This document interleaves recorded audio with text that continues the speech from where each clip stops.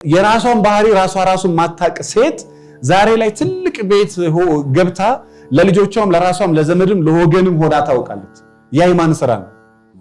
ራሷ ላይ ተስፋ ብትቆርጥ እንኳን ማንተ ላይ ተስፋ ስላልቆረጠች ነው። እግዚአብሔር እንደዚህ ሰው የቀያየሩ የሚሄዱ ሰዎች መጨረሻ ላይ ደክመው በቃ የሆነው ወንድ ብቻ ይሁን ዘር ብቻ ለተካብሎ ያገባሉ።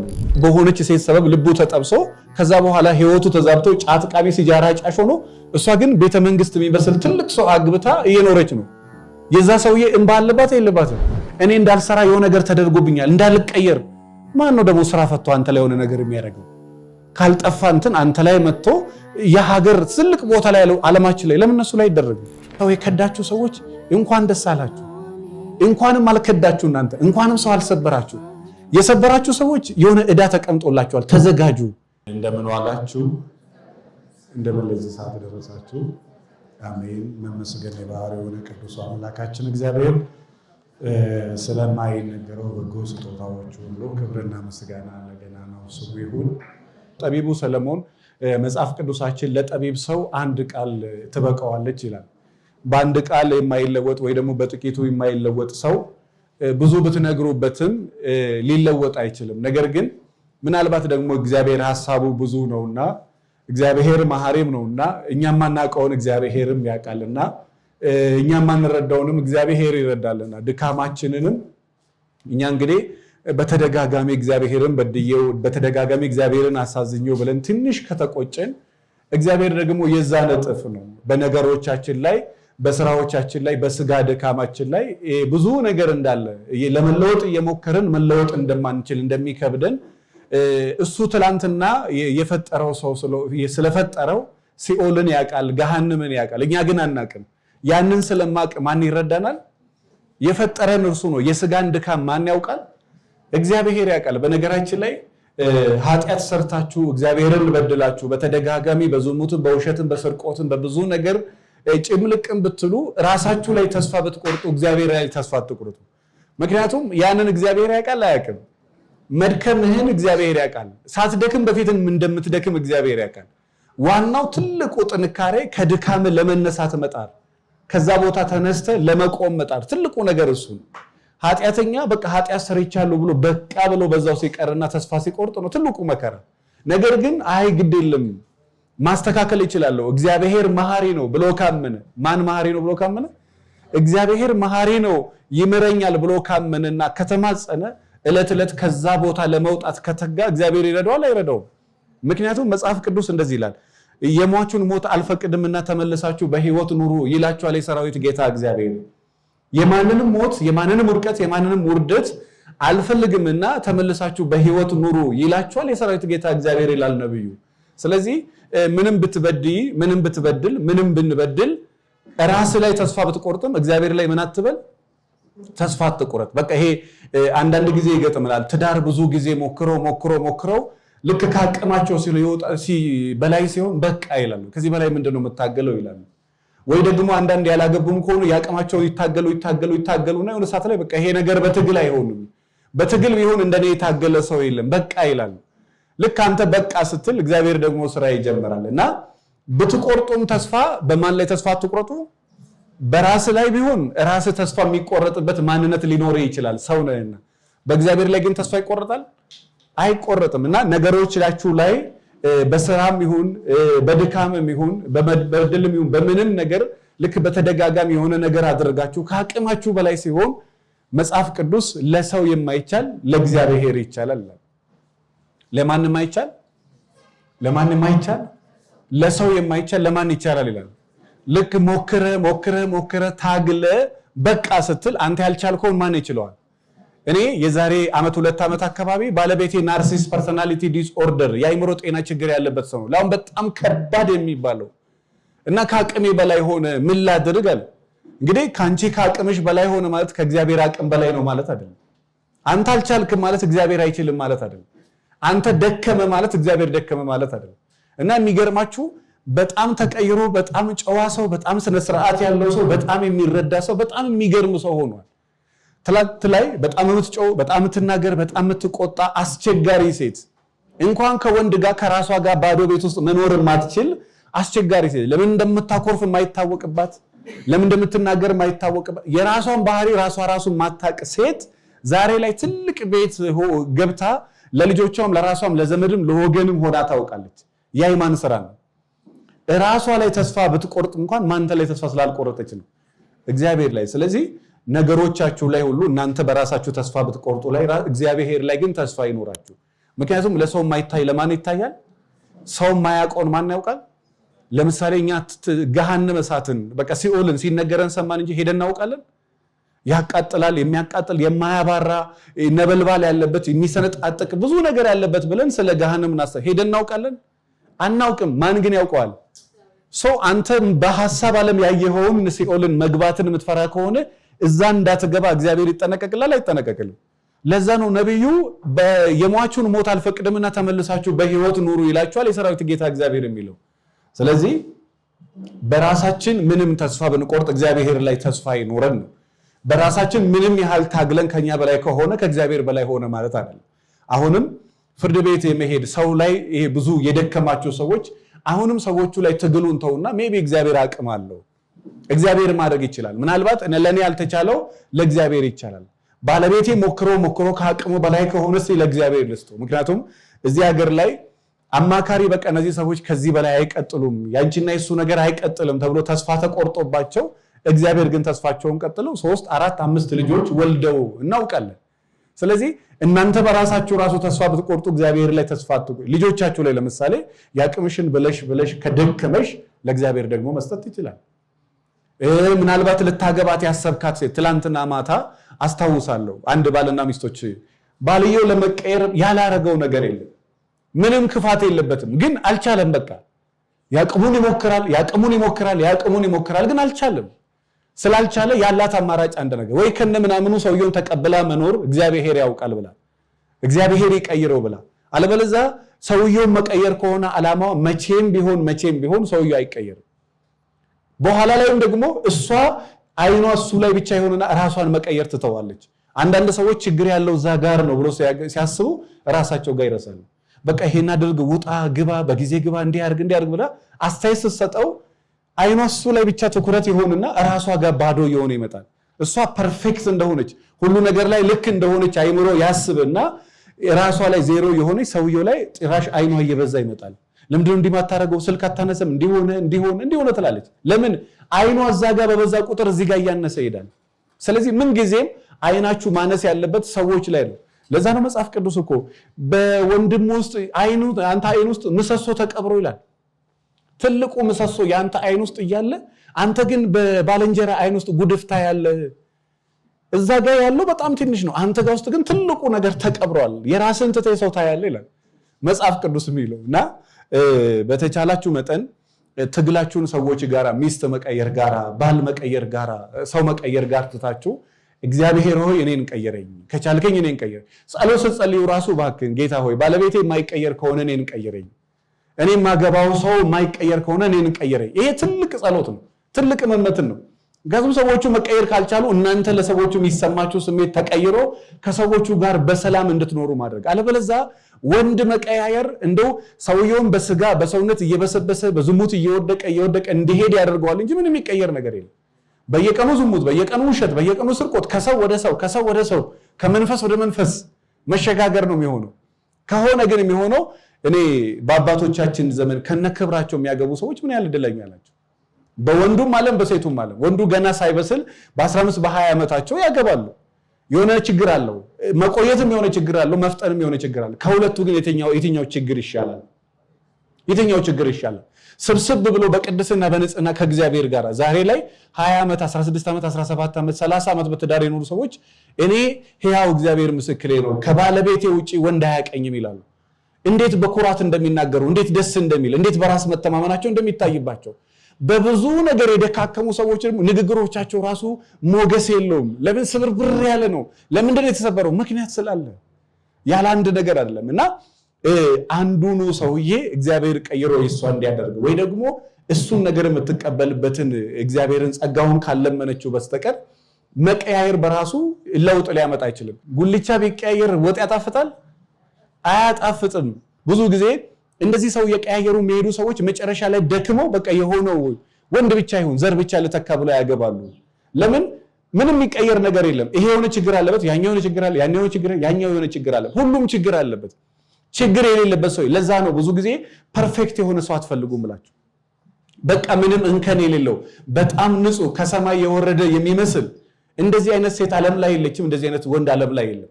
ሁሉም ወንድ የራሱ ድክመት አለው። ሁሉም ሴት የራሳቸው ምን አላቸው? አዎ ድክመት አላት። የትኛውም ሴት የራሷ ደካማ ጎን አለች። አንዷ የምትናገር ከሆነች አንዷ የምታኮርፍ ትሆናለች። አንዷ የምታኮርፍ ከሆነች አንዷ ጽዳቷን የማትጠብቅ ትሆናለች። አንዷ ቤቷን የማትጠብቅ፣ አንዷ ሙያ የሌላት ትሆናለች።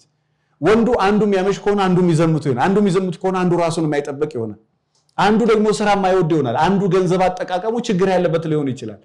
ብቻ ግን ሙሉ የሚባል ሰው እዚህ ምድር ላይ የለም። ሙሉ እግዚአብሔር ብቻ ነው። ሰው ከሆነ የራሱ ምን አለው? የራሱ ጎዶሎ ነገር አለው። የራሱ ደካማ ጎን አለው። በውስጣችን ስናስበው ለጊዜ ሙሉ ቢሆንም ነገ ይጎላል አይጎልም? ይጎላል አይጎልም? አዎ ዛሬ ሙሉ ቢመስል ነገ ይጎላል። ዛሬ የፈለገ ሙሉ ሰው ብታገኙና ብታገቡ እንኳን ለጊዜ ነው እንደዚህ የመሰላችሁ። ትንሽ የቆያችሁ ስትመጡ ለካ መረዳታችሁ ያደገ ሲመጣ ሙሉ ሰው የመሰላችሁ ሰው ሙሉ አይደለም። በሙሉ አይን ስላያችሁት ነው ሙሉ የሆነው። እንደውም የተሻለው እሱ ነው። ሰዎችን በሙሉ አይን በቃ ሙሉ ናት፣ ጎበዝ ናት፣ ጠንካራ ናት ብለህ የምታይ ከሆነ ምናልባት እንደ ሙሉ አድርገህ ስለምታስባት እሷ ላይ ያለ አቃቂር እየቀነሰ ይሄዳል። እኔ ብዙ አይነት ሰዎች ይገጥሙኛል። ግማሹ ረዘመች ይላል፣ አጠረች ይላል፣ ጸጉሯ ይላል፣ ጥርሷ ይላል፣ ፊቷ ይላል፣ ብዙ አይነት ነገር ይጠራሉ። በቃ ሙሉ ሰው እንዲሆን አንተ ሙሉ ነህ ወይ ማን ግን አንተ ተብሎ ሲጠየቅ የሚወጣላቸው ብዙ ነገር አለ። ሙሉ የሚባል ወይ ደግሞ ፐርፌክት የሚባል ሰው የለም። ሁሉም ሰው የራሱ ምን አለው? ድካም አለው። ስለዚህ በተቻላችሁ መጠን እናንተም አንዳንድ ጊዜ እኔ ማን ነኝ ብላችሁ ራስን መመለከት ላይ ራስን ማየት ላይ እኔ በዚህ ደረጃ ነኝ ሙሉ ነኝ ምን አለኝ የተሻለ ነገር ብላችሁ ራሳችሁን በደንብ መገመት ያኔ ራሳችሁ ላይ ብዙ ነገር ማስተካከል ትጀምሩና ሰውን ከነድካሙና ከነኃጢያቱ ከነችግሩ ከነጎዶሎ ነገሩ የመቀበል አቅም ይኖራቸዋል። ስለዚህ ይሄ በትዳር ውስጥ ያላችሁም ሴቶች ካላችሁ ይሄ ባለቤትሽ ፐርፌክት እንዲሆን ይሄንን ተው እዚህ ሀገር ታውቃላችሁ እናንተ ውስጥ ላይ ኖሩ ይችላል። የምትፈልገውን ህይወት ለመኖር ባለቤቷን አስጨንቃ ሊፈነዳ እስከሚደርስ ድረስ ቤት ግዛ ነው ቤት ግዛ፣ መኪና ነው መኪና ሲገዛ ወርቅ ነው ወርቅ ግዛ፣ ቤት ነው ቤት ሲገዛ ንብረት ነው ለእናቴ መኪና፣ በቃ ተወጥረው በጨጓራ በጉበት የሞቱ ሰዎች አሉ። በጥናት ነው የምነግራቸው። በቃ ፈንድተው ሊሞቱ የደረሱ አሉ። ለምን? ይሄኛውን ስታረግ ይሄኛው ነው፣ ይሄኛውን ስታረግ ይሄኛው ነው፣ ይሄኛውን ስታረግ ጎረቤቶቻችን ቲቪ ገዙ ነው ሶፋ ገዙ፣ በቃ እንደዚህ ተወጥረው የሞቱ ሰዎች አሉ። ወንዱም ሆነ የእንትና ሚስት እየተሻታል እንዲህ ታረጋለች እንዲህ ታረጋል እንዲህ ሚስቱን በነገር ወጥሮ ሊገላት የደረሰው ሰው ግን እሷ የገባችው እንደዛ ለመወጠር አይደለም ለመዋደድ ነው የተገናኙት። እሷ ጋር ሙሉ ነገር የለም፣ አንተ ጋር ሙሉ ነገር የለም። ስለዚህ በተለይ ያላገባችሁ ሰዎች አይምሯችሁን ክፍት አድርጉ። የሆነ ነገሩ መሰረታዊ ነገሯን እሷ ላይ ከወደድካት ሌላውን ተው። እየሰማችሁ ነው?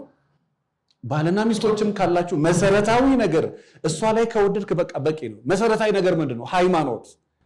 በቃ ሃይማኖት የኛ ሰው እንደነገርኳችሁ ነው። ሃይማኖት ካለ ከዛ ደግሞ ሙያ፣ ከዛ ደግሞ ቁመት፣ ከዛ በኋላ ቤት፣ ከዛ በኋላ ውርስ፣ የማይመለከተውን ነገር እሱ ዘር ሁሉ ያያል እኮ ሰው። የት ሀገር ሰው ነች፣ ብሔሯ ምንድነው፣ ጾታዋም የማይጠይቀው ነገር የለም። ያ ሁሉ ግን ለትዳር መስፈርታል። ለትዳር ሀብሮም ያኖራል። ሀብሮም ያኖረው የመጀመሪያና የመጨረሻ ፍቅር እግዚአብሔር ሁለታችሁ መካከል የሚዘራው መንፈስ ቅዱስ ሁለታችሁ መካከል የሚዘራው የመዋደድ የመከባበር የመደማመጥ ስሜት። ስለዚህ እግዚአብሔር ሙሉ የሆነ ብላችሁ የምታስቡትን ሳይሆን ለእናንተ ያልሆነ ሰው እግዚአብሔር ይስጣችሁ። የሰጣችሁ ሰዎች ደግሞ ከሰጣችሁ ሰዎች ጋራ ደካማ ነገራችሁን ተቀብላችሁ ለመኖር ያብቃችሁ እንጂ አንቺም ሙሉ አይደለሽም። ዓለም ከተፈጠረ እስከ ዛሬ ድረስ ሙሉ የሚባል ሰው ኖሮ አያውቅም፣ ወደፊትም አይኖርም። ይሄ ዛሬም ያለ ለዘላለምም የሚኖር ነው። ሙሉ ሰው ኖሮ አያውቅም፣ ወደፊትም አይኖርም። ያለው ሰው የራሱ ድካም ያለው ስጋ የለበሰ የሚራብ የሚናደድ የሚሄድ የሚመለስ ብዙ አይነት ስሜት ያለው የሰው ተፈጥሮ ነው ያለው። ስለዚህ በተቻላችሁ መጠን ይሄ ሙሉ ሰው አይምሯችሁ ውስጥ ከመፈለግ ወይ ደግሞ ሚስት ሙሉ እንድትሆን ከመፈለግ የተወሰነ ደካማ ጎን። ለዛ ነው አንዳንዶቹ ቤት ልክ ሲገቡ ቤት ውስጥ ገብተው ደህና ዋልሽ ወይ በህይወት ቀኑን ሙሉ በሰላም መዋል ሳይሆን የሚያሳስባቸው ምንድነው? ለምንድነው ይሄ ያልተነሳው? ለምንድነው እዛ ጋር እንደዚህ ሆኖ? ለምንድነው ማብራት የበራው? ለምንድነው ይሄ ጠፋው? በቃ የሆነ ነገር አያጡም። ሴትም ስትሆን እንደዛ ወንድም ሲሆን በተለይ ሰላም የማይወዱ ሰዎች አሉ። ለምን? ብጥብጥ ለምደዋላ፣ ጭቅጭቅ ለምደዋል። እንደዚህ ገጥሟቸው ያውቃል? አውርታችሁ በቃ የኔ ማር የኔ ጌታ እኔ እናንተ እኮ ከዓለም ህዝብ በፍቅር እንለያለን ሰው ሁሉ መጥቶ ከኔና ካንተ ፍቅር ቢማር አውርታችሁ ከአንድ ሰዓት በኋላ መጨረሻ ላይ ተሰዳድባችሁ ተዘግታችሁ ታውቃላችሁ? አታውቁም? ታውቃላችሁ? አታውቁም? አዎ በሰላም አውርተ በቃ ሰላማዊ እግዚአብሔር ይባርክሽ ብለ በሰላም መዝጋት ሳትችል ቀርተ ተሰዳድባችሁ ዘግታችሁ ታውቃላችሁ? ይታወቃል። በፍቅር የጀመርከውን በፍቅር መጨረስ ራሱ ኢነርጂ ይጠይቃል፣ አቅም ይጠይቃል።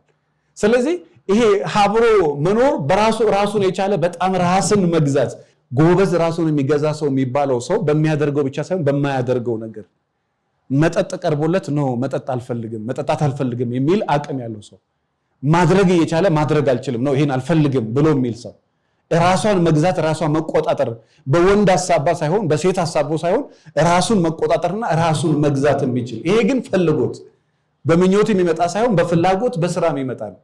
ስለዚህ ባልና ሚስቶች ካላችሁ እናንተም በጣም ሙሉ ሰው አትጠብቁ። እሷ ሳይሆን እንደዛ የሆነችው ተፈጥሯችን ነው እንደዛ የሆነው። የትም ቦታ ሃይማኖት ተቋማት ላይ ያላያችሁ ድካም ታዩ። የትኛውም ሃይማኖት የኛ ኦርቶዶክስ ብቻ የትኛውም ሃይማኖት የራሳቸው ድካም አለባቸው። ምክንያቱም ዳርናት ሮቦት አይደሉም። ሰዎቹ ስጋ የለበሱ ሰዎች ናቸው። ይራባሉ፣ ይበላሉ፣ ይጠጣሉ፣ ይናገራሉ፣ ይሄዳሉ። አይምሯቸውን ብዙ ነገር አለ። ስለዚህ መንገድ ላይ እናንተ መኪና ስትነዱ ሲንቀሽቀሽ የምታዩት ሰው እንደው 100 200 300 ብር የነዳጅ ለመስራት ነው። ሌላ ታሪክ የለም። በዚህ በዛ በቃ የራሱ ድካም አለ። እሱ ደግሞ በሆነበት ቦታ ላይ የሆነውን ነገር አታቅም ሰው ምን ውስጥ እያለ እንዳለ። ሰውንም አትረብሹ የሚባለው ለዛ። ለምሳሌ መኪናም እየነዳ አንተ ክላክስ ሰው ላይ ስታጨው ምናልባት እዛ ጋር መኪና እየነዳ ያለው ሰውዬ የልብ ድካም ሊኖርበት ይችላል። ሰውየው በዛ ሊሞት ይችላል። አንድ የሆነ ጀምሬ ያልጨረስኩት መጽሐፍ አለ ይሄ ያልተፈረደበት ገዳይ የሚል እና ሰዎቹ የሆነ ነገር እናንተ ላይ አድርገዋል፣ እነሱ ግን አልተፈረደባቸውም። ግን የሞቱት በእነሱ ሰበብ ነው። ለምሳሌ እዚህ ሀገር ላይ በሆነች ሴት ሰበብ ልቡ ተጠብሶ ከዛ በኋላ ህይወቱ ተዛብቶ ጫት ቃሚ ሲጃራ ጫሽ ሆኖ እሷ ግን ቤተ መንግስት የሚመስል ትልቅ ሰው አግብታ እየኖረች ነው። የዛ ሰውዬ እንባ አለባት የለባትም? ሰውየው ሊሞት ይችላል ከተወሰነ ጊዜ በኋላ። በሷ ሰበብ እንደሞተ ግን አይታወቅም። የሚያውቅ እግዚአብሔር ብቻ ነው። በአንተ ሰበብ እንደሞተችና በአንተ ሰበብ ዋጋን እንደከፈለች አንተ ባታቅም እግዚአብሔር ያውቃል አያውቅም? ያውቃል። እኔ ደግሞ እዚህ ምድር ላይ እግዚአብሔር የሚያውቀውን ነገር ኃጢአታችንን እግዚአብሔር ይቅር በለኝ ብሎ መናዘዝ እንጂ በቃ ጻድቅ መስሎ መቆም። ኃጢአትን ብታስታውሳት እግዚአብሔር ይረሳልሃል። አንተ የረሳ ብትመስል ደግሞ እግዚአብሔር ያስታውስባል እንደሚባለው። ስለዚህ አንዳንድ ጊዜ እኛ የምናደርገው ነገር ሰዎች ላይ ምን ይፈጥራል? ሰዎች የራሳቸው ድካም አላቸው። መንገድ ላይ፣ መንግስት መስሪያ ቤት፣ የግል መስሪያ ቤት፣ ቤተክርስቲያን፣ ትዳር ውስጥ የራሳቸው ድካም አለባቸው። የኔ ከስተመር አለ። እስኪ ድምጽህንም አስተካክሎ አንዳንድ ነገር ብየው ድምጹን አስተካክሎ ማውራት ጀመረ። ሰላም ነሽ ወይ? እግዚአብሔር ይመስገን አለው እና በቃ እንደ ወንድ አክት አደረገ። በደንብ ሳይዋሃደው ነበር ሄደውና አንድ ሰዓት ሳያወራ እንዴ ሰላም ነሽ በመሃል ያቺ ዋሽንግተን ድምጽ አመጣት እና መጀመሪያ አንተ ይዋሃድ። ይሄ ሄደ ለሰው ከመንገዱ በፊት መጀመሪያ አንተ ጋር ይዋሃድ። አንተ በትክክል ወንድ ሁን። አንተ ጋር ከተዋሃደ በኋላ ወደ ገበያ ብታወጣው ችግር የለም። ምርት እኮ መታመርተው መጀመሪያ ምን ብለህ ነው? ትንሽ ምርት አምርተ ተቀባይነቱን ተፈላጊነቱን አይተ ከዛ በኋላ በሚሊዮን ታመርታለህ። ገበያ ላይ ምን ያህል ተቀባይነት እንዳለው ሳታቅ ገበያውን ብታጥለቀልቀው ባይፈለግስ? አንተ ያመረትከው ነገር ባይፈለግስ? እያየ ያበዛ ትሄዳለህ። ስለዚህ መጀመሪያ መሰራት ያለበት ማጋ ነው? አንተ ጋር። ሰው ተሰርቶ አያውቅም። እየተሰራ ነው የሚለው ማህተመ ጋንዲ። ለዛ ነው ትምህርት እንዳታቆም የሰው ልጅ እድሜ ልኩን እየተማረ የሚኖር እየተማረ የሚሞት የሚለው ለዛ ነው። ስለዚህ አንዴ ሳይሆን እየተማርከ ነው ብትቀጥለው። ስለዚህ ሰውን ፐርፌክት የሆነ ሰው ባትጠብቁ፣ ፐርፌክት የሆነ ባል ባትጠብቁ፣ ፐርፌክት የሆነ ሴት ለመሆን ግን ጣሩ። ምን ለማለት በሚችሉ አቅም ለመሆን ጥሩ ለመሆን ጎበዝ ለመሆን ቤትም ውጪም ላይ ለመሆን። የኛ ሀገር ሰው ሁሉም ማለት አይደለም። በጣም ኬርለስ ሰዎች አሉ። ምንም አይመስላቸው። ሁለት ምግብ ጨው ካለው ሁለት ምግብ ጨው የሌለው የምትሰጥ ምንም ግዴለሽ ሴት አለች። ምንም አይመስላትም። ያንተ የልብ መደንገጥ ያንተ ምግቡን ብላ አትብላ ምንም አይረብሻት ሴት አለች። ላበላብ ሆኖ የሱስ ሰውነት እሷ ጋር ሲተኛ ምን አይነት ደስ የማይል ስሜት እንደሚፈጥር ጉዳያቸው ያልሆኑ ሰዎች አሉ።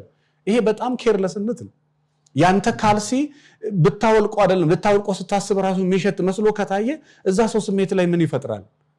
ያው ማሰብ ይቻላል አይቻልም?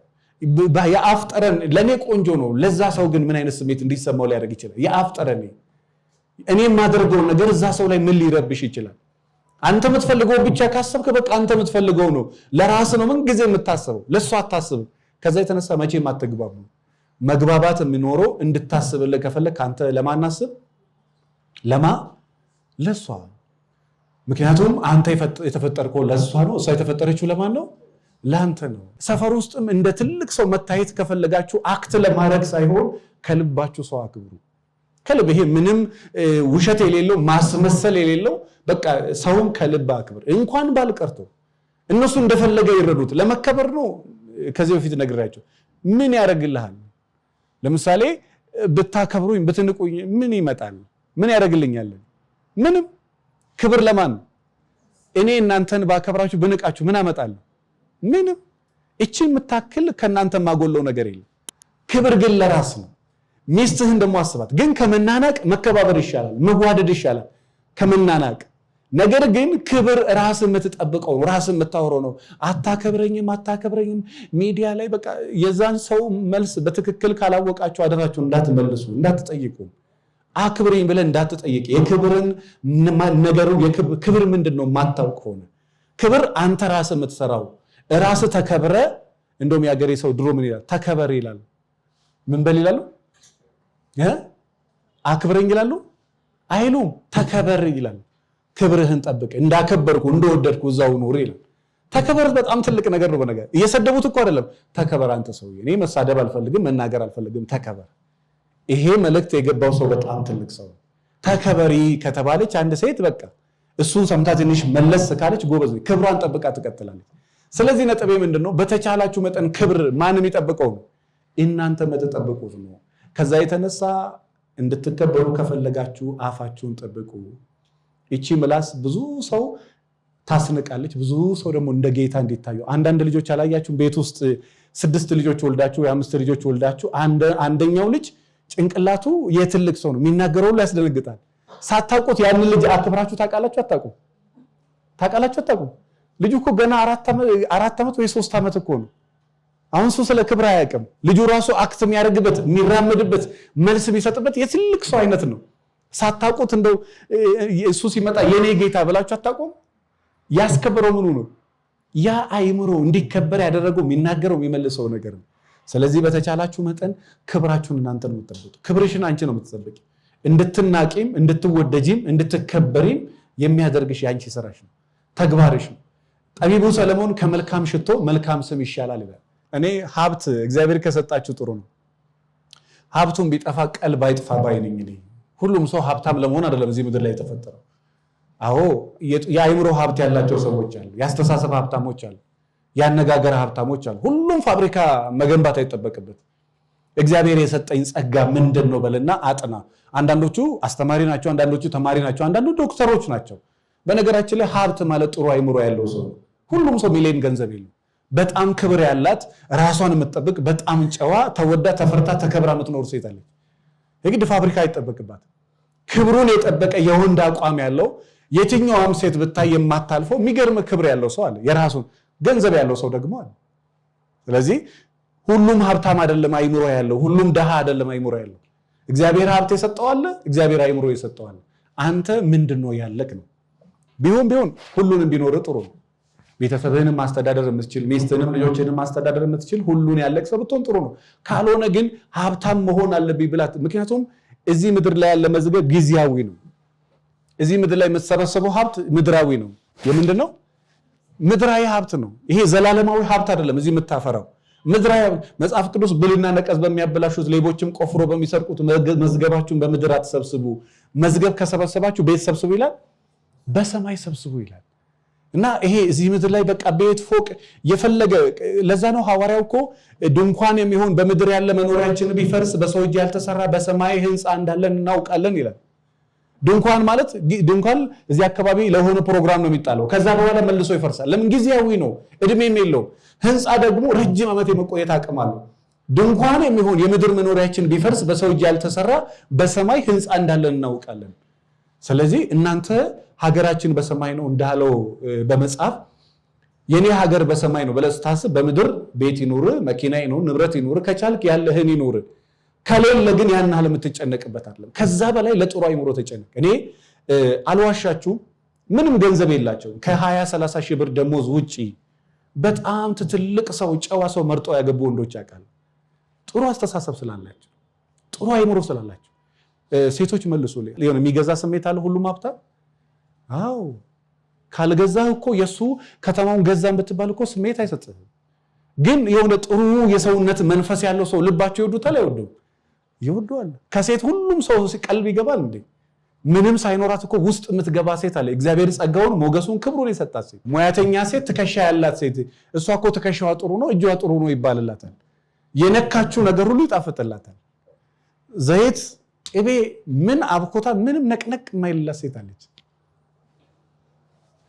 አይነ ጥላ አለባት። ይሄ ሙያን ከአይነ ጥላ ጋር ታገናኙት። በስነ ስርዓት ስሪ የትኛው ምግብ ይጣፍጣል። ካልሆነ ሰውየው ምላሱ ማጣጣም አይችልም ማለት ነው።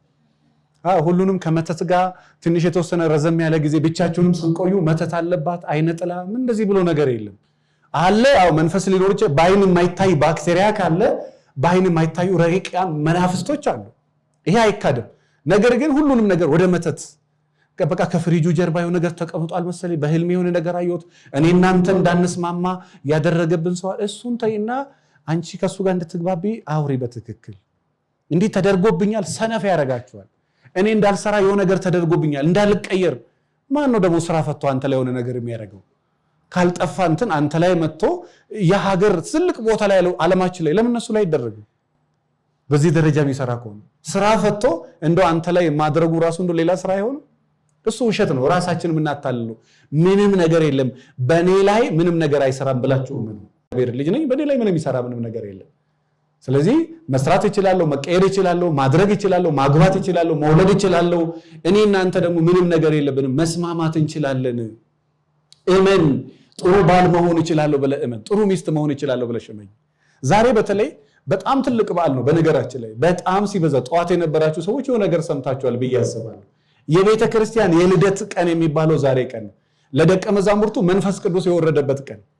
ያ የወረደላቸው መንፈስ ቅዱስ ጴጥሮስ ታውቃላችሁ ጌታን ዶሮ ከመጮሁ በፊት 3 ጊዜ ትክደኛለህ አለ። እውነትም 3 ጊዜ ካደው። አላውቀውም ብሎ 3 ጊዜ ካደው። ዶሮ ከመጮሁ እንግዲህ ያ 3 ጊዜ ካደው ነው ብዙ ሺህ ህዝብ በተሰበሰበበት ቦታ ስለ ኢየሱስ ክርስቶስ መስክሮ ብዙ ሺህ ነፍሳትን ያዳነው። ከዛ በኋላ ወደ ታች የቁልቁሊት ስቀሉኝ እስከ ማለትም የደረሰው ነውማ በክብር ወደ ላይ አልሰቀልም ወደ ታች ስቀሉኝ ያለው እና ያ ምን አይነት መንፈስ ነበር? 7 ነገር የነበረው የሚያጸና መንፈስ በውስጡ ያለው የሚያጸና፣ የሚያረጋጋ፣ የሚያበረታ፣ ሚስጥርን የሚገልጽ ደስታን የሚሰጥ መንፈስ ይላል። በቤተ ክርስቲያናችን ጰራቅሊጦስ ማለት የመንፈስ ቅዱስ በዓል ማለት ነው። እና የእግዚአብሔር መንፈስ ከሱ ጋር የሆነ ሰው እግዚአብሔር መንፈስ ቅዱስ ያሰራዋል። የሚሰራውን ነገር እንዳለ የሚሰራው እግዚአብሔር መንፈስ ቅዱስ እያሰራው እና እናንተ ደግሞ የመንፈስ ቅዱስ ማደሪያ ለመሆን መሰራትን ነው። ምክንያቱም በዚህ ምድር ላይ ዝነኛም ሁን ሀብታምም ሁን ምንም ጠቢቡ ሰለሞን በላይ የዚችን ምድር ያየ ነገር እንደ ሴት ያየ ሰው የለም። ቆንጆ የዓለማችን ውብ ከየዓለማቱ ውብ ሴት እንደ ጠቢቡ ሰለሞን ያየ የለም። ትዳርንም ብትሉ መውለድንም መክበርንም ብትሉ እንደ ጠቢቡ ሰለሞን ያየ ሰው የለም።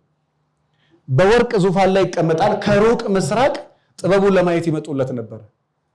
ወርቅ እያመጡ የሚገራርም ስጦታዎችን እያመጡ ጠቢቡ ሰለሞንን ወርቅ እያመጡለት ይሄ ጥበቡን ለማየት ይመጡ ነበር። እንግዲህ የማታ ምን ብሎ ነው የጻፈው? መጽሐፈ መክብብ ምዕራፍ 1 ከቁጥር 14 ላይ እኔ ከፀሐይ በታች ሁሉን አየሁ፣ ሁሉ ከንቱ ነው፣ ንፋስም እንደመከተል ነው። ሁሉንም አየዋል። ያላየው ነገር ሚስት ብትሉ፣ ዝና ብትሉ፣ መወደድ ብትሉ፣ መጠላት ብትሉ እኔ እንዳትሸወዱ የእውነት ይሄ መልክ እንዳትል በቃ ያረጃል። ሰውነት እንዳትል የሚያረጅ ነው። ሀብት እንዳትል ጥሎ መሄድ ነው። መወደድ እንዳትል ዛሬ የወደደ ሰው ነገ ይጠላሃል። መከበር እንዳትል እዛው ሰገነት ላይ ቁጭ ብላ አትኖርም። ዶግማ አይደለም ካንተ ጋር። ከዛ ደግሞ መዋረዳል። በቃ የዚህ ምድር ላይ ቋሚ ነገር የለም። ሚስት ካንተ ውጪ ጌታ የለም ብላ ባለች ነገ ደግሞ አንተ ሰይጣን ልትል ትችላለች። አዘሰይም ታይም አንቺም ንግስት የተባልሽበት ቤት መዋረድ ሊኖር ይችላል። እና የዚህ ምድር ነገር ምንድነው? ከፍና ዝቅ አለ፣ ሄድና መለሳለ። ስትጨብጠው የምትይዘው አይደለም። ምንም ነገር ላይ ያለ ደስታ ቀስፈታዊ ነው። ለምሳሌ መኪና ስትገዛ ለተወሰነ ጊዜ ነው ስሜት የሚሰጣችሁ፣ ከዛ በኋላ ይጠፋል። አሁን ያላገባችሁ ሰው የሚያጓጓችሁ ያ ትዳር እስክትገባ ከገባ በኋላ የወለድክም በቃ ከወለድክ በኋላ በቃ ኖርማል። መኪናም ስትገዙ ቤትም ስትገዙ ዛሬ ላይ እግዚአብሔር የፈለከውን ሀብት ቢሰጥ ከተወሰነ ሰከንድ በኋላ ሰውነት ቅባት መቀበል እምቢ ይላል። ቅቤውን በልተው ስጋውን ከዛ በኋላ ቅባት እየረበሽ ይመጣል። ለኮሌስትሮል ለሰውነት ለጤና እየፈራ ትመጣል። እና ጠቢቡ ሰለሞን ከፀሐይ በታች ነው ሁሉንም አየ፣ ሁሉ ከንቱ ነው። ኃጢያትን ብትሉ ማደርን ብትሉ መዘሞትን ብትሉ የሚሰለችን የማይሰለች እዚህ ምድር ላይ እንደማይሰለች ነገር አለ፣ እግዚአብሔር ብቻ። የእግዚአብሔር ፍቅር፣ እግዚአብሔርን ቃል መስማት፣ መንፈሳዊነት የማይሰለች መቼም ቢሆን ብታደርገው ያደክ የምትሄድበት እንጂ መቼም ቢሆን የማይሰለች ህይወት ያለው ከእግዚአብሔር ጋር ነው። ከማን ጋር ነው? ረጅሙን ዓመት ገዳም ላይ ብርድ ላይ ፀሐይ ላይ በረሃ ላይ ለምን ይኖራሉ መሰላችሁ?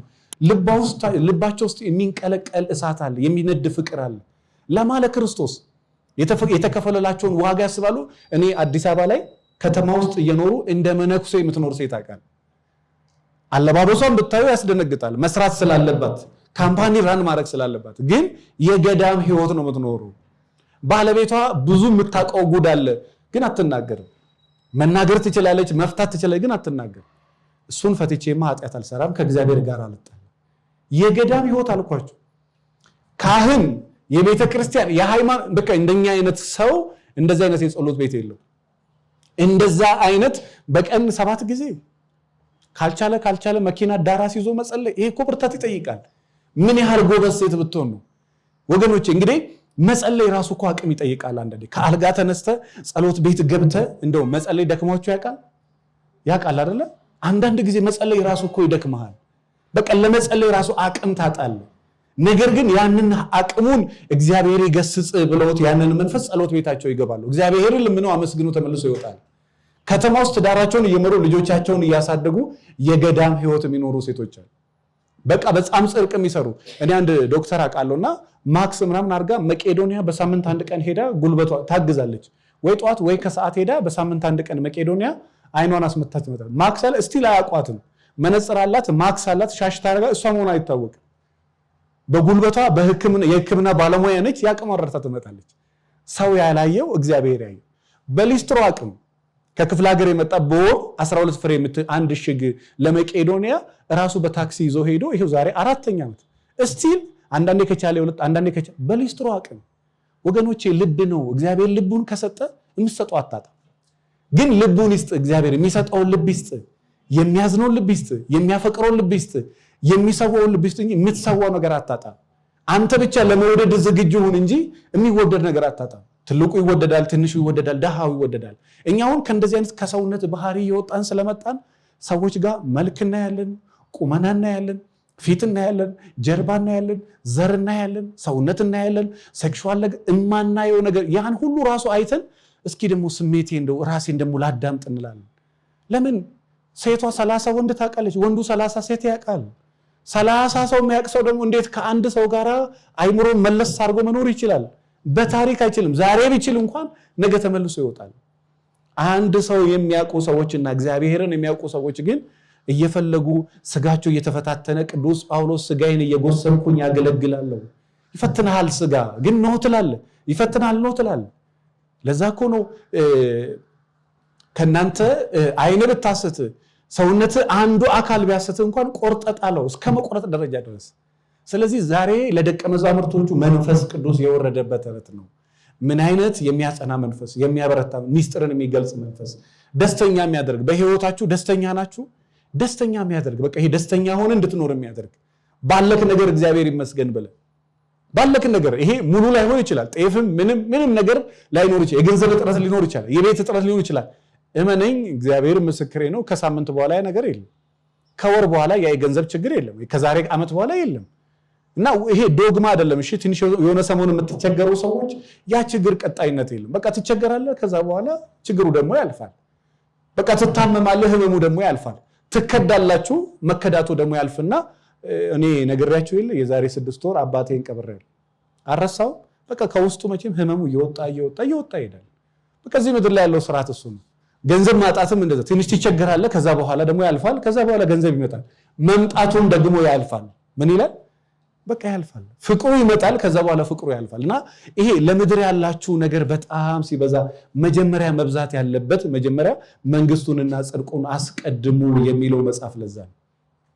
ስለዚህ በልባችሁም በአይምሯችሁም በስሜታችሁም በሰውነታችሁም ሁሉ ነገራችሁን በደንብ ተቆጣጥሮ መንገስ ያለበት እኔ የተባረከና የተቀደሰ ህይወት የምትፈልጊ ሴት እዚህ ውስጥ ካለሽ ይሄን ህይወት የምትፈልጉ መጀመሪያ ልብህን በእግዚአብሔር እርፍ አድርግ። በቃ ሁሉ ነገር እሱ ስለናንተ ያስባልና የሚያስጨንቃችሁን ሁሉ በማን ላይ ጣሉ? በማን ላይ ጣሉ? በቃ ትመጣለች፣ አትጨናነቅ። እግዚአብሔር አንድ ቀን አንቀልቅሎ ይዞ ምንም አትጨናነቅ። እንግዲህ እኔ እንኳን በዚህ ደረጃ እርግጠኛ ሆኜ ምዬ ከተናገርኩ በእግዚአብሔር ላይ ደግሞ አስቡት። ስለዚህ ያን አይምሯችሁን አታስጨንቁ። በቃ እግዚአብሔር በራሱ ጊዜ ነው። እቤታችሁ ሰላም የሌላችሁ ሰዎች በቃ ተረጋጊና ቁጭ በይ። ከዛ በኋላ እግዚአብሔር በራሱ ጊዜ ሰላሙን ያመጣዋል። አፍሽን አውጥተሽ እኔ ፈታሃለሁ እንዳትይ። ከፈለገ ነገ ለምን አይሄድም? ኃጢአት አይሆንብሽም። ከፈለገች ለምን ነገ አትሄድም? እፈታሻለሁ እንዳትል ይምጣ። ከፈለገ ከዛ በኩል አስቢበት። ቤቴን ማጣት፣ ልጆቼን ማጣት፣ ሚስቴን ማጣት አልፈልግም እባክሽን በል። እምቢ ካለች እግዚአብሔር አልፈቀዳት። ነቅሎ እየጣለለ ሊሆን ይችላል። አንዳንዶቻችሁም አንዳንድ ሰው በቃ በግድ እምቢ ብሎ እንደው የምትጨናነቁ ሰዎች ፕሊስ፣ የዛሬ 4 ዓመት አስታውሳለሁ ያለሱ መተንፈስ አልችልም መብላት 3 ልጆች ወለደች እና ሳምንቱን የዛሬ 15 ቀን እዚህ ስልጠና ላይ መጣ ነው ታስታውሳለሁ። ያኔ በቃ ከሱ ውጪ መብላት ማትችል፣ ከሱ ውጪ መተንፈስ ማትችል፣ መኖር ማትችል ነው ይመስለው። አንድ ቢሮዬም ሲመጣ እግሩ እንደዚህ የሚንቀጠቀጥ ሰው ነበር። ለምንድን ነው የሚንቀጠቀጠው? ስንት ዓመት ወደ 5 ዓመት 6 ዓመት የጠበቃት ልጅ በቃ ነው እኔ አልፈልግም፣ በቃ ውስጥ እንደ ወንድሜ ነው ማይ ላንተ ያለኝ ስሜት ይባል አይደለም። 4 ዓመት አብራ ከኖረች ዳይስፖራ መጥቶ ሰውየውን ወዳ በቃ ሰውየውን ጣላችሁ እና ልጁ መቀመጥ አቅቶት እግሩ እንደዚህ ይንቀጠቀጣል። አሁን እኔ እንጃ የሰማይና የምድር ያህል የሚለያይ ህይወት አላችሁ። እግዚአብሔር የተሰበረ መንፈስ ይወዳል። ልብህን ሰው ከሰበረው ማን ይጠግነዋል? እውነቴን ነው። ይሄ ሰው የከዳችሁ ሰዎች እንኳን ደስ አላችሁ። እንኳንም አልከዳችሁ እናንተ፣ እንኳንም ሰው አልሰበራችሁ። የሰበራችሁ ሰዎች የሆነ ዕዳ ተቀምጦላችኋል፣ ተዘጋጁ። በቃ የሆነ የማትወጣው የሆነ ዕዳ ተቀምጧል። እግዚአብሔር ቀላል ያደርግልን እና ከዚህ በኋላ ግን በጣም ተጠንቀቁ። የእውነት በጣም ተጠንቀቁ። የማትፈልጉትን ሰው አትፈልጉ፣ የማትፈልገውን ሰው አትፈልጉ። ስለማትፈልገው ዞር በይልኝ። ይቻላል አይቻልም? እኔ እንዴት ይችላል ሰው ራሱ እንደው 30 ኮተት ስልክ ላይ ሰብስቦ በቃ ብር ቢከፈል እኮ አያዋጣም እኮ። የማትፈልጋትን ሴት ማውራት እንደው አበል ብትከፍል እኮ አያዋጣም። ቢኮዝ ኢነርጂህን መግደል ነው፣ ጊዜህን መግደል ነው፣ ጉልበትህን መግደል ነው። ምኑን ነው እንጆይ የምታረገው? የማትፈልጋት ከሆነ የማትፈልጊው ከሆነ የማትፈልጊው ነገር ላይ ጊዜ መግደል። ሁለት ነገር የምትወዱ ሰዎች እግዚአብሔር በሚያውቀው መጨረሻ ላይ ሁለቱን ነው የምታጡት። ብዙ እኔ በሞያ ያየዋቸው ከሁለት ወንድ ጋር የሚያወሩ ሴቶች መጨረሻ ላይ ብቻቸው ነው የሚቀሩት። የዛም አይሆኑም የዚህም አይሆኑም። እሱም ብልጥ ነው። እግዚአብሔር መንፈስ ቅዱስም ያውቃል። ሁለት ሴት የምታወራ ከሆነ አንድ ቀን የተነቃበቀን ሁለቱንም ታጣቸዋል። ስለዚህ አንድ ሰው ላይ በተቻላችሁ መጠን እግዚአብሔር እሷን ይባርክልህ። ካልፈለገች ደግሞ እሷ ከሄደች በኋላ እሷን ያመጣት እግዚአብሔር ያቺኛው ምን ይላታል? ያመጣታል። የወደድካትንም ያመጣት እግዚአብሔር ነው፣ የምትወዳትንም ከዚህ በኋላ የሚያመጣው እግዚአብሔር ነው። እና ይሄ የማይወዳችሁን ሰው የምትከተሉ በግድ የኔ ካልሆንክ ግግም የምትሉ ሰዎች በቃ ያ የእግዚአብሔር ሐሳብ አይደለም። ሰውየው ካልፈለገ በቃ አልፈለገም፣ ካልሆነ አልሆነም። ይሄን ግን ስላችሁ ባልና ሚስቶች መካከል አይደለም። ይሄ እንደዚህ ስንሰማ አንዳንዴ እንደዚህ ያወላግዶት ይሰሙትና ተፋተው ቁጭ ሊሉ ይችላሉ። እኔ ባልሽ ጋር አይደለም ያልኩት። ባልሽ ወደድኩም ቢል ጠላውሽም ቢል በቃ ዝም ብለሽ ኑሪ። አዎ ወደ ፍቅሩ ቢታይሽም ባይታይሽም ምክንያቱም ውስጥ ስላለሽ በደንብ ዲቴል መታየት ያለበት ነገር። ከሚስት ጋር ከሆነ ያለው ጠላችኝ አልፈልግ ስለምትወድም አንዳንድ ጊዜ እንላይ ልትል ትችላለች፣ ልታስፈራራ ለብዙ ነገር። ስለዚህ ባለ ትዳሮች የእናንተ ኬዝ በጣም በሲሪየስ የሚታይ ነው። ዝም ብሎ የተወራውን ሁሉ አትቀበሉ። የሰማችሁትን ወደ ግራም ወደ ቀኝም ወደ ፊትም ወደ ኋላም አድርጋችሁ አመዛዝነሽ እኔ ባለ ትዳር ነኝ፣ ስለዚህ በደንብ ተረጋግቼ ማስተዋል። ያላገባይ ሴት ግን እድሜዋን መጠቀም ስላለባት ተረጋግታ ማሰብ ስላለባት በግራ በቀኝ ከፊትና ከኋላ እንደ እግዚአብሔር ማሳብ ማየት ስላለባት፣ ስለዚህ የዛሬው የወረደው መንፈስ ቅዱስ በቤታችሁ እንዲወርድ ከፈለጋችሁ በደንብ ልባችሁን ንጹህ አድርጉ። የእውነት እኔ በተደጋጋሚ እናገርባችሁ፣ እኔም ስለተጠቀምኩበት ነው። ልባችሁ ንጹህ ካልሆነ ከዚህ በኋላ 20-30 ዓመት ልትደክሙ ትችላለህ። ልብህን ንጹህ አድርግ። እግዚአብሔር እንኳን ወዳጅህን ጠላትህን ወዳጅ አድርጎ ያመጣልሃል። ልብሽ ንጹህ ካልሆነ ከዚህ በኋላ ብዙ ዓመት ታለቅሻለሽ። መጀመሪያ ልብሽን ንጹህ አድርጊ። ምንሽን? ለእግዚአብሔር መስዋዕት ማቅረቢያ መሰዊያው ምንድነው? ልብ ነው። ልብ ካልተስተካከለ በቤተክርስቲያን አስተምሮ በጣም ትልቅ ቦታ የሚሰጠው ልብ ነው። ምክንያቱም ነብዩ ዳዊትም እኮ በመዝሙር 51 ከቁጥር 10 ላይ አቤቱ ንጹህ ልቦናን ፍጠርልኝ የቀናውን መንፈስ ደግሞ በውስጤ ምን በላለ አድስ። ስለዚህ የመጀመሪያም የመንፈስ ቅዱስ ማደሪያዎች ለመሆን ከፈለጋችሁ መጀመሪያ ልባችሁን ምን አድርጉ? ንጹህ አድርጉ። በማንም ላይ ቂም አትያዝ። አንተ ነገ ትሞት ዛሬ አታውቀውም። ሁሉም የለበሰው ስጋ ነው። ሊበድሉ ይችላሉ፣ ልትበድል ትችላለች። ለእግዚአብሔር ተውና ልብህን ምን አድርግ? ነገ በተለይ ጾም ትጀምራላችሁ። በቃ ልባችሁን ንጹህ አድርጉ።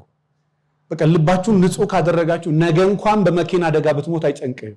ለምን? ልብህን ንጹህ ተዘጋጅተሃል። ልብህን ንጹህ ካደረግ ንስሐ ከገባ በተለይ ደግሞ ወደ ስጋውና ደግሞ ከቀረብክ ስጋውን ደግሞ ከተቀበልክ ከዚህ በላይ ምን ክብር አለ? ከዚህ በላይ ምን ጸጋ አለ? ያልቆረበ ስጋውን ያልተቀበለ ስጋውን ያልበላ ደሙን ያልጠጣ ሰው ግን በህይወት የለም። መጀመሪያ አንድ ሰው ህይወት ያለው ሲባል የክርስቶስን ስጋና ደም ሲቀበል ነው። ከዛ በኋላ ነው የሚቀጥለው እኮ። እኔ እንዴት ነው ከኃጢአቴ ጋር እንዲሆኜ ወጣት ነኝ?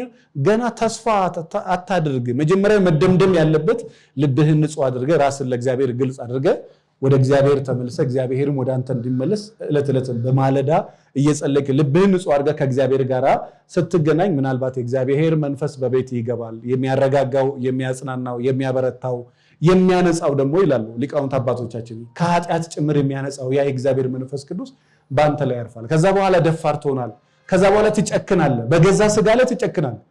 11 ሰዓት ሞልቶ ምግብ አትበላም። 12 ሰዓት ሞልቶ ምግብ አትበላም። ትጨክናለህ ራስ ላይ። ከዛ በኋላ ሰውነት የስጋ ሐሳብ ለነፍስ ሐሳብ ይገዛል። ስጋህን ታሸንፈዋለህ ማለት ነው። ከዛ በማዕረግ እያደገ ይሄዳል። ስለዚህ በተቻላችሁ መጠን የእግዚአብሔር መንፈስ ቅዱስ ጸጋ በደቀ መዛሙርቱ ላይ የወረደው በእኔና በእናንተ ላይ ይወረድ። በተለይ አሁን እኛ ፈሪዎች ነን፣ እምነት የለንም፣ አቋም የለንም፣ ብዙ ነገር የለንም እና የእግዚአብሔር መንፈስ ቅዱስ ጸጋው ካላገዘን በስተቀር እግዚአብሔር ካልረዳን በስተቀር እኛ በራሳችን አቅም የለንም። እኛ ግን ጠዋት ነግሬያቸዋለሁ በትምህርታችን ላይ ነፃ ፈቃዳችን ያስፈልጋል። እግዚአብሔር እንዲባረክሽ ያንቺ ነፃ ፈቃድ ያስፈልጋል። ያንተ ነፃ ፈቃድ ያስፈልጋል። ከመጠጥ እንዲያወጣ እግዚአብሔር ትፈልጋለህ ወይ?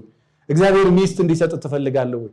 ጠዋት ነግሬያቸዋለሁ። ቢላ በሁለት እጁ እንደዚህ ጨብጦ ይዞ በቃ ጌታ ሆይ አድኖኝ። ጌታ እንዲያድነው ቢያንስ ፈቃደኛ መሆን አለበት የለበትም? እስካሁን እንደዚህ ይዤ እንዴት ታስለቅቁኛላችሁ? እንዴት እጄን ሰብረ ሊሆን ይችላል በግድ ግን መቀየር የምትችሉ ታርገና የኔን ፈቃድ ቆይ እሺ ልጃችሁ ቤቢዬ ቆይ እኔ ጌታ ብላችሁ አይደለም ታስለቅቁት። መጀመሪያ ያንተ ፈቃድ ይታያል። ያንተ ፈቃድ ከተጠየቀ በኋላ አዎን መውጣት እፈልጋለሁ ከዝሙትም ከኃጢአትም ከበደልም ከምንም ነገር መውጣት እፈልጋለሁ ካልክ መጀመሪያ ያንተ ፈቃድ፣ ከዛ ነፃ ትወጣለህ። ስትወጣ ደግሞ እጅን ያን ጊዜ ትለቃለህ። እንደዚህ ያስከውን ነገር ትንሽ ትለቃለህ። ከዛ ካንተ ማንሳት የማን ስራ ነው? አዎ። ስለዚህ መጀመሪያ የናንተ ፈቃድ። አዎ መባረክ አንድ ልጅ አለችና አላገባውም ከሁሉ የተሻለ መልክ አለኝ 36 ዓመቴ ነው ካለፉት 25 ዓመት ለ11 ዓመት ከዛ ስተኛ ኖር ያለውና ምንድነው እግዚአብሔር እኔን የረገመበት ምክንያት ማለት እኔ ትዳር እንዳለኝ 30 እውነትም ስታዩት በጣም የተሻለ መልክ ያላት የተሻለ ቁመና ያላት ሴት ነው። ግን ሳምንት አትቆይም ያለ ዝሙት። አንድ ሳምንት ነው የምነግራችሁ። አንድ ሳምንት የምትጠብቅ ሴት ነው። እሱን ትታ ለ6 ወር በቆየችበት ጊዜ ውስጥ ነው ያገባችው። በቃ አልፈልግም ብላ ከዝሙት ከኃጢአት ወጣ 6 ወር በቆየችበት ጊዜ ውስጥ አገባች። ካልተላቀቅ በስተቀር መባረክ የለም። የምትባረከው መቼ ነው? መጀመሪያ መላቀቅ ያስፈልጋል። አንተ ከመጠጡ ሳትላቀቅ ከዛኛው ሳትላቀቅ እንዴት በረከት ወደ ቤቱ ይመጣል? ሰላም እንዴት ወደ ቤቱ? ሰላምም በረከትም ጸጋም ወደ ቤቱ የሚመጣው መጀመሪያ መላቀቅ አለብን። ከተላቀቅ በኋላ ያን ጊዜ በረከቱን፣ ሰላሙን፣ ጸጋውን፣ ፍቅሩን ታውቀዋለህ። ያን ጊዜ ይቅርም ትላለህ፣ ሚስትህንም ራስንም ይቅር ትላለህ። ይቅርታ የሚጠይቅ ሰው በነገራችን ላይ ሚስቱን ብቻ ራሱንም ነው ይቅር የሚለው፣ ራሷንም ባለቤቷንም ነው ይቅር የምትለው።